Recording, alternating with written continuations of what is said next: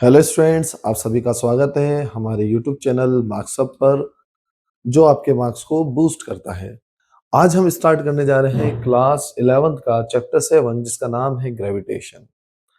Gravitation word आपने पहले भी सुना होगा क्लास 9th के अंदर, और इससे मिलती जुलती एक इससे रिलेटेड एक कहानी भी आपने सुनी होगी।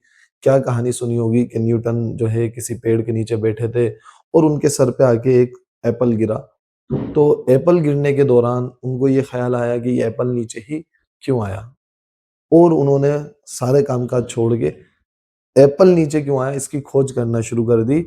मतलब ग्रेविटेशन को फाइंड आउट करना शुरू कर दिया। ग्रेविटेशन लफ्ज उन्होंने बाद में दिया, लेकिन क्यों आया ये रीजन ढूंढना शुरू कर दिया। और इस रीजन को ढूंढते ढूंढते उन्होंने कुछ लॉज बनाए। उन लॉज की हम स्टडी करेंगे इस चैप्टर के अंदर। तो आज हमारा पहला टॉपिक है Newton's universal law of gravitation, जिसको हम स्टार्ट करने जा रहे हैं। तो शुरू करते हैं। सबसे पहले मैं आपको दो बातों के बारे में बता दूं। दो वर्ड्स आपने सुने होंगे, ग्रेविटेशन और ग्रेविटी। अब ग्रेविटेशन क्या होता है और ग्रेविटी क्या होता है, मैं आपको बहुत सिंपल लैंग्वेज में समझा देता हूँ। फॉर एग्जाम्पल, मान लीजिए कोई दो बॉडीज हैं, कोई भी दो बॉडीज हैं। ये दोनों बॉडीज आपस में एक दूसरे को अट्रैक्ट करेंगी। ये किसने बताई बात? हमें न्यूटन ने बताई थी। तो हमें इसमें ज्यादा दिमाग लगाना नहीं है। बस ये दो बॉडीज हैं, दो बॉडीज आपस में एक दूसरे को अट्रैक्ट कर रही हैं। तो ये जो अट्रैक्ट कर रही है, इस अट्रैक्टिव फोर्स को हम कहेंगे ग्रेविटेशनल फोर्स या सिंपली ग्रेविटेशन। ठीक है। लेकिन अगर हम इन दोनों मासेज में से किसी एक ऑब्जेक्ट को हमने हटा दिया, एक मास को हटा दिया, और इसकी जगह हम अर्थ लेकर आ गए। इसकी जगह क्या लेकर आ गए? अर्थ। तो अर्थ और इस ऑब्जेक्ट के बीच में जो फोर्स लग रहा होगा, ग्रेविटेशनल फोर्स, हम उसे कहेंगे ग्रेविटी। है तो ग्रेविटेशनल फोर्स ही, लेकिन अर्थ के केस के अंदर हम इसे क्या बोलेंगे बेटा? ग्रेविटी बोलेंगे। ठीक है। तो आप लोग को मेरे ख्याल से डिफरेंस समझ में आ गया होगा। कोई भी दो ऑब्जेक्ट है यूनिवर्स में, उनके बीच में जो फोर्स लग रहा है वो ग्रेविटेशन है, या ग्रेविटेशनल फोर्स है। और उन दोनों ऑब्जेक्ट्स में से यदि कोई एक ऑब्जेक्ट अर्थ हो जाता है तो वो क्या कहलाएगा बेटा? आपका ग्रेविटी कहलाएगा। ठीक है। अब मैं लैंग्वेज पढ़ लेता हूँ इसके बारे में। क्या है देखिए, आपको स्क्रीन पे दिख रहा है। ठीक है। क्या है gravity? Gravitation force of attraction है।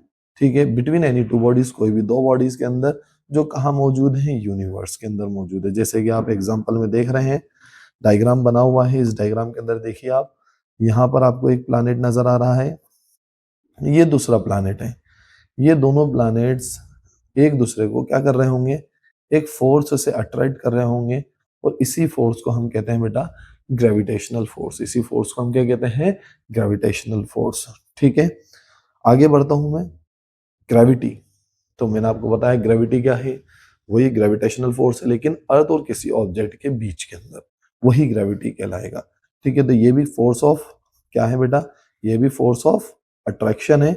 किसके बीच में? Between the earth and any object. Earth के बीच में और कोई भी ऑब्जेक्ट में। जो कहाँ है ऑब्जेक्ट? लाइंग ऑन और नियर इट्स सरफेस। जो कहाँ हो? अर्थ के सरफेस पर हो या अर्थ के सरफेस के करीब हो, वही चीज ग्रेविटी कहलाएगी। जैसे मैं समझा दूं आप लोग को, समझाने के लिए मैंने एक डायग्राम ले रखा है यहाँ पर। देखिए, ये अर्थ है और ये अर्थ के करीब एक ऑब्जेक्ट रखा है, चेयर रखी हुई। तो इनके बीच में जो फोर्स लग रहा होगा बेटा, वो फोर्स कहलाएगा ग्रेविटी। है तो ग्रेविटेशनल फोर्स ही, लेकिन अर्थ के केस में इसे हम क्या बोलेंगे बेटा? ग्रेविटी बोलेंगे। क्या बोलेंगे इसे? हम ग्रेविटी कहेंगे इस चीज को।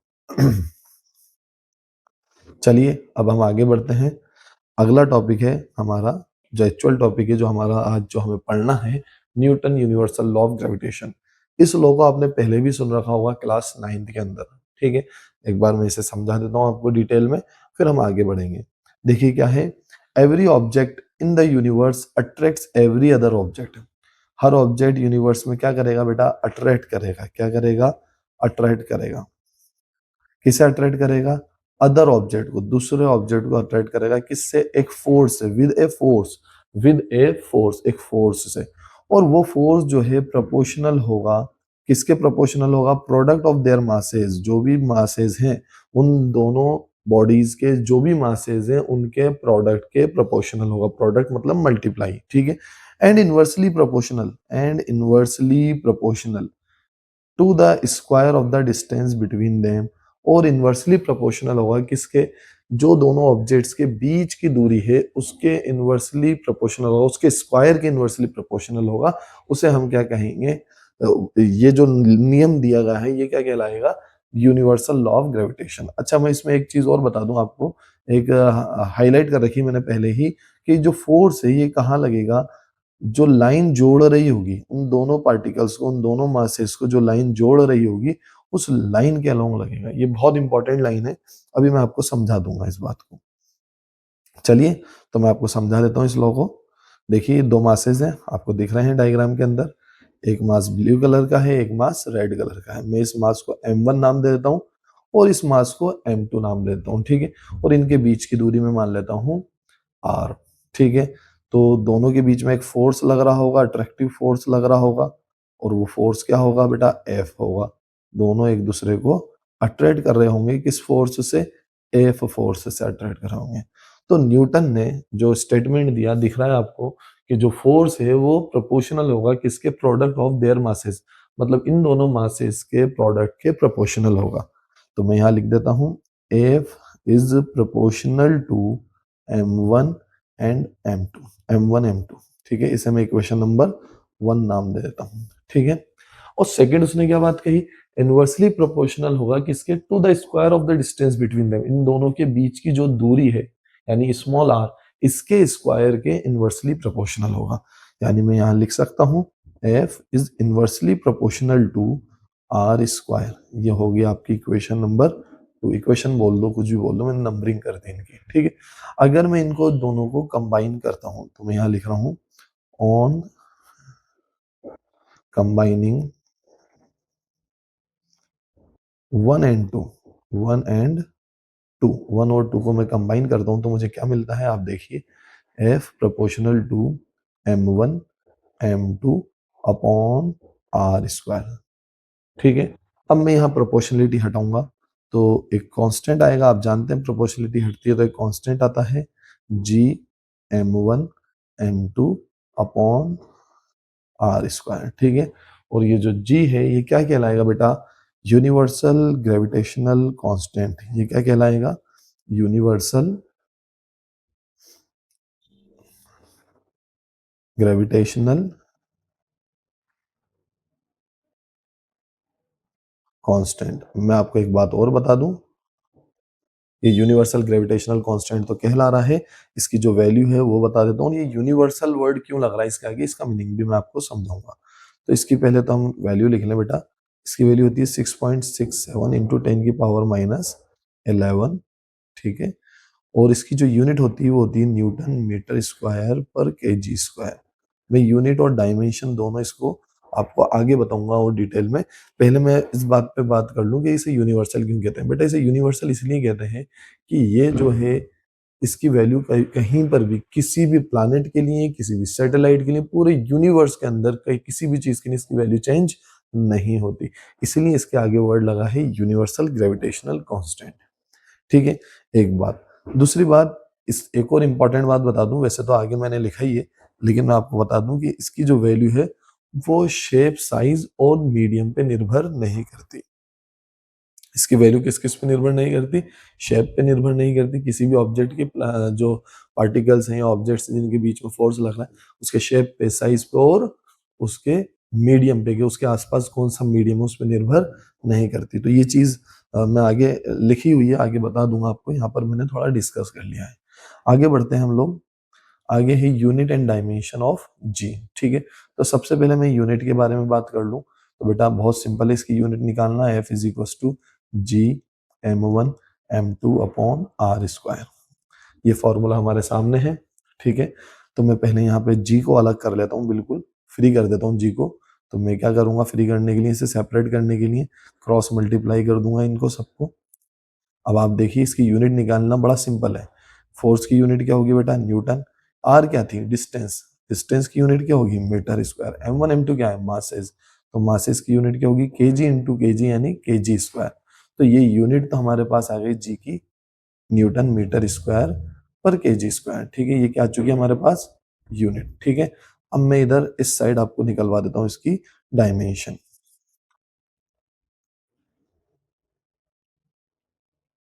चलिए, डायमेंशन हम इधर निकाल लेते हैं, ठीक है। अब डायमेंशन कैसे निकलेगी मैं बताता हूँ आपको, ध्यान दीजिए इधर। फॉर्मूला हमारे सामने, यूनिट से भी हम डायमेंशन निकाल सकते हैं, ठीक है। चाहे तो आप इस फॉर्मूला से निकाल लीजिए, ठीक है। डायमेंशन ऑफ जी इसके बराबर होगी बेटा dimension of force, dimension of distance के स्क्वायर के, और दोनों मासेस के प्रोडक्ट के बराबर होगी। तो मैं इनके डायमेंशंस लिख देता हूँ यहाँ पर। m1 l1 t-2 फोर्स की डायमेंशन होती है, जैसा कि आप सभी को पता है। डिस्टेंस की क्या लिखूंगा मैं यहाँ पर l2, और मासेस की क्या लिखूंगा बेटा यहाँ पर m2, ठीक है।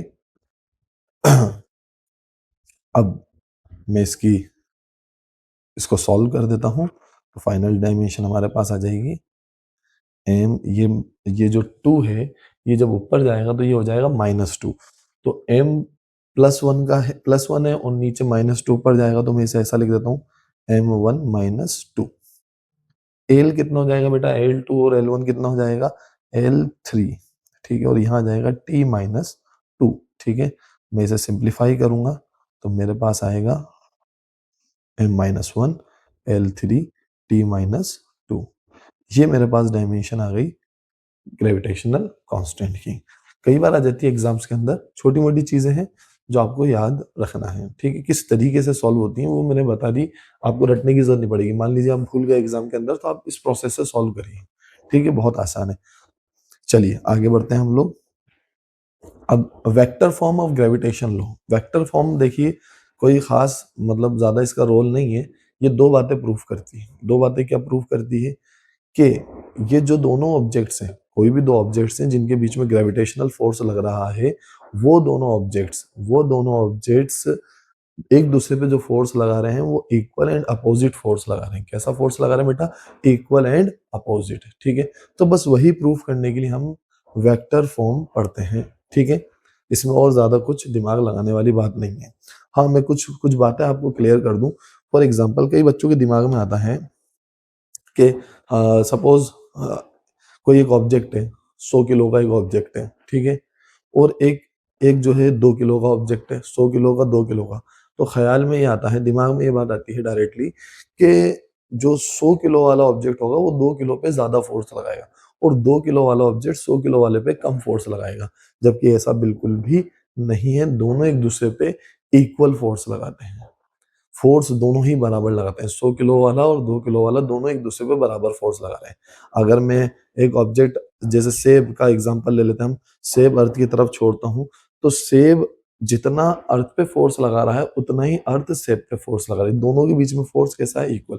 ऐसा नहीं है कि अर्थ ज्यादा फोर्स लगा रही हो और एप्पल कम फोर्स लगा रहा हो, नहीं। दोनों में कैसा फोर्स लगेगा बेटा, इक्वल फोर्स लगेगा, ठीक है। तो वेक्टर फॉर्म पढ़ लेते हैं हम जल्दी से। ये देखिए मैंने कोऑर्डिनेट ले लिया है यहाँ पर, एक्स और वाई, ठीक है। और ये दो मासेस मैंने ले लिए हैं आपके सामने, ठीक है। ये इस मास का नाम है m1 और ये मास है m2, ठीक है। और इस मास का पोजीशन वेक्टर है बेटा r1, और इस वाले मास का पोजीशन वेक्टर है r2, ठीक है।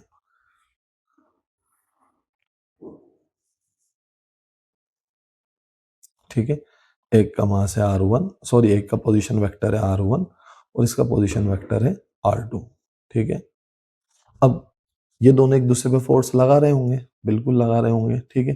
तो इधर से इधर की तरफ फोर्स लग रहा होगा F12, ठीक है। और इधर से इधर की तरफ फोर्स लग रहा होगा F21, ठीक है। अब F12 का मीनिंग क्या है और F21 का मीनिंग क्या है, ये दोनों मैं आपको बता दूं, ठीक है। दोनों का मीनिंग है force on one due to two, ठीक है। और F21 का मतलब है force on two due to one, ठीक है।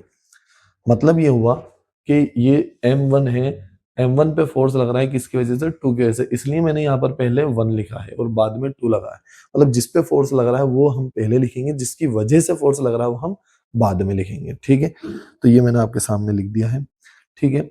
अच्छा, अब इसकी जो यूनिट वेक्टर होगा वो R12 नीचे की ओर होगा और R21 ऊपर की ओर होगा। कैसे? आप लोग को याद होगा डिस्प्लेसमेंट वेक्टर 1 से 2 की तरफ आएंगे तो R12 होगा, मतलब मैं इधर से इधर की तरफ आऊंगा तो R12 होगा और इधर से इधर की तरफ जाऊंगा तो R21 होगा। ठीक है, ये बात आपको मेरे ख्याल से क्लियर हो गई होगी। ठीक है, तो इधर से इधर आने की जो डायरेक्शन है मैंने उसे R12 कैप से दिखाया है और इधर से इधर जाने की डायरेक्शन को R21 कैप से दिखाया है मैंने। ठीक है, और ये जो दूरी है इधर से इधर आने वाली, यहाँ M1 से M2 की तरफ आने वाली, वो R12 से हम दर्शाएंगे। ठीक है, इसको मैं अलग ही लिख देता हूँ, एक काम करता हूँ मैं इसको हम दर्शाएंगे R12 से। अब R12 का मतलब क्या होता है? डिस्प्लेसमेंट वेक्टर कहां से कहां तक? 1 से 2 की तरफ, जिसका जिसका वैल्यू कैसे निकालते हैं बेटा हम? R2 माइनस R1 करके।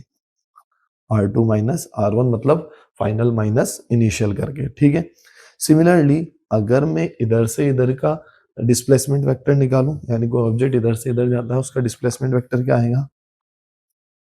तो वो आएगा R21, क्योंकि मैं 2 से 1 की तरफ जा रहा हूं। और इसे निकालूंगा कैसे बेटा मैं?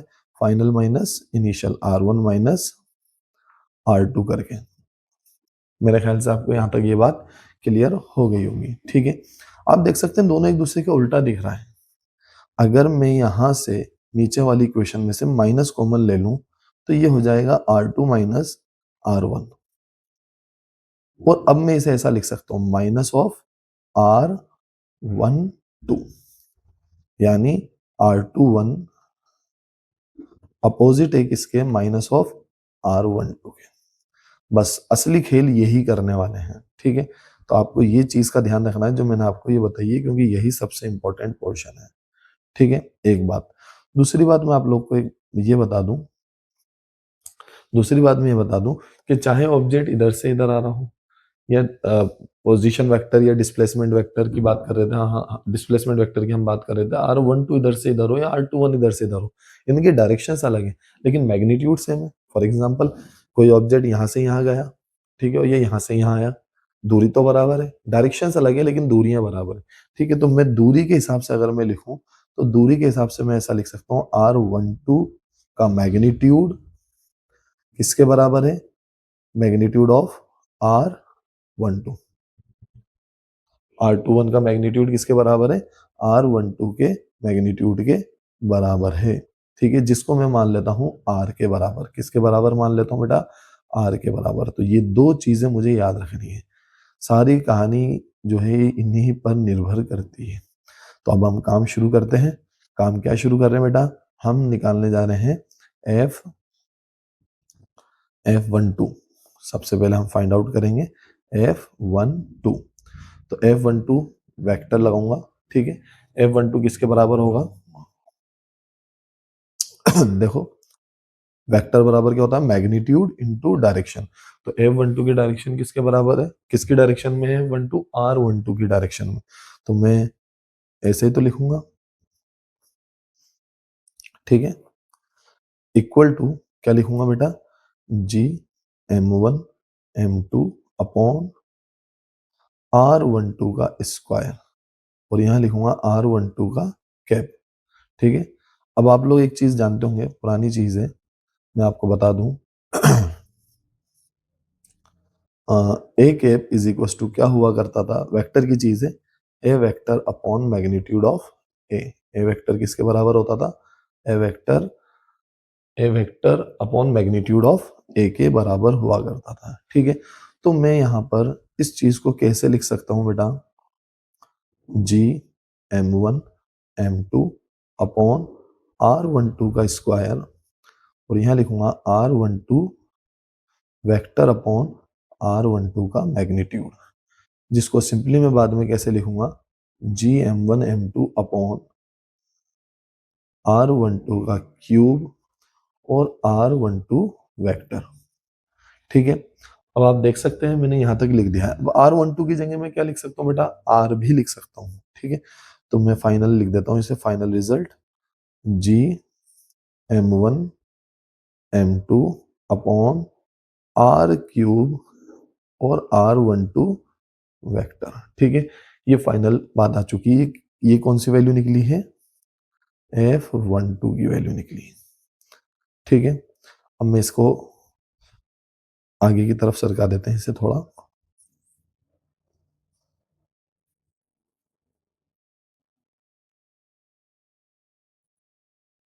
ठीक है, सिमिलरली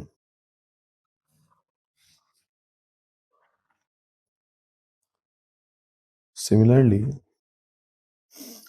अब F21 किसके बराबर होगा बेटा? F21 भी इसी के बराबर होगा। ठीक है, बस फर्क इतना है कि यहाँ R21 वेक्टर आ जाएगा। ठीक है, यहाँ क्या आ जाएगा? R21 वेक्टर आ जाएगा, दिख रहा है आपको? ठीक है, लेकिन अब मैं आपको एक बात बता दूं। ठीक है, वो क्या है? वो ये है कि यहाँ पर मैंने लिखा था आपके सामने कि R21 को मैं लिख सकता हूँ माइनस ऑफ R12। ठीक है, तो मैं ये लिख देता हूँ एक बार, GM1 M2 upon R³ minus of R12 vector. और अब मैं यहां से माइनस कॉमन बाहर ले लूंगा, सॉरी, तो यहाँ आएगा M1 M2 अपॉन R³ और R12 वेक्टर। ठीक है, आप देख सकते हैं यहां तक। तो अब ये सॉल्व होकर मेरे पास किसके बराबर है? ये वाली जो टर्म दिख रही है आपको, ये जो टर्म है, ये किसके बराबर है? ये इसके बराबर। ठीक है, तो मैं F21 को किसके बराबर लिख सकता हूँ? माइनस ऑफ F12 के। और यही बात मुझे आपको प्रूफ करना थी कि दोनों फोर्सेस क्या होंगे बेटा? दोनों फोर्सेस क्या होंगे? इक्वल होंगे और अपोजिट होंगे, चाहे मासेस कुछ भी हो। दोनों फोर्सेस इक्वल एंड अपोजिट है। माइनस साइन रिप्रेजेंट कर रहा है अपोजिट, और बाकी इक्वल तो आपको दिख ही रहे हैं। मैग्नीट्यूड की बात करूंगा तो मैग्नीट्यूड इक्वल होगा ही।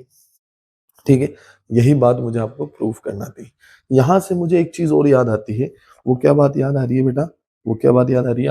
आप इसे लिखना हो तो मैं शुरू से एक बार इसे नीचे कर देता हूं। ठीक है, यहां से आप लिख लीजिए पूरा। ठीक है, वीडियो को पॉज करके लिख सकते हैं, और इसके बाद में ये नीचे का पोर्शन भी आप लिख सकते हैं। ठीक है, इतना पोर्शन। ठीक है, हाँ, मैं आपको ये बात बताना चाह रहा था कि एक बात और मुझे याद आ रही है इस रिजल्ट से। जो आपको रिजल्ट यहाँ नजर आ रहा है, वो ये रिजल्ट आ रहा है ये आपको न्यूटन थर्ड लॉ की तरह भी दिख रहा होगा। जो लॉज ऑफ मोशन में आपने न्यूटन लॉज ऑफ मोशन जो 3 नियम दिए थे न्यूटन ने, उस लॉ की तरह भी दिख रहा है। तो बिल्कुल ये न्यूटन थर्ड लॉ को भी फॉलो करता है। ठीक है, चलिए अब हम आगे बढ़ते हैं। कुछ इंपॉर्टेंट पॉइंट्स जो आप सभी को पता होना चाहिए। क्या क्या है इंपॉर्टेंट पॉइंट्स? सबसे पहला पॉइंट, ऑलवेज अट्रैक्टिव। कैसा होगा बेटा? अट्रैक्टिव, कभी भी रिपल्सिव नहीं होगा, कभी भी रिपल्सिव नहीं होगा। ठीक है, हमेशा कैसा होगा? अट्रैक्टिव होगा। कहाँ लगेगा बेटा? हमेशा line joining the two masses. जो लाइन दोनों मासेस को जोड़ रही होगी उसी के अलोंग लगेगा। ये बहुत इंपॉर्टेंट बात है, ये आपको मैंने स्टार्टिंग में भी कहा था, और मैं आपको अभी और डिटेल में इसे समझा देता हूँ कैसे। ठीक है, आप लोग गौर करिए इस बात पे। फॉर एग्जाम्पल, ये दो मासेस हैं। ठीक है, तो ये जो फोर्स है, ये जो लाइन इनको जोड़ रही है, ठीक है, ये लाइन जो इनको जोड़ रही है, ये फोर्सेस इसी के अलोंग लगेंगे हमेशा। ठीक है, ऐसा नहीं होगा कभी कि ये ऐसा या फिर ऐसे लगे। ठीक है, या फॉर एग्जांपल ये मासेस मैंने ऐसे बना दिए, तो इनके बीच में ऐसा नहीं होगा कि ये ऐसे फोर्सेस लगे। ठीक है, कैसे लगेंगे बेटा? जो लाइन इनको जोड़ रही है, जो लाइन इनको जोड़ रही है, उस लाइन के अलोंग लगेंगे। ठीक है, जो लाइन इन्हें जोड़ रही है उस लाइन के अलोंग। ठीक है, ये लाइन जोड़ रही है तो इस लाइन के अलोंग लगेंगे ये जो फोर्सेस हैं इस लाइन के अलोंग।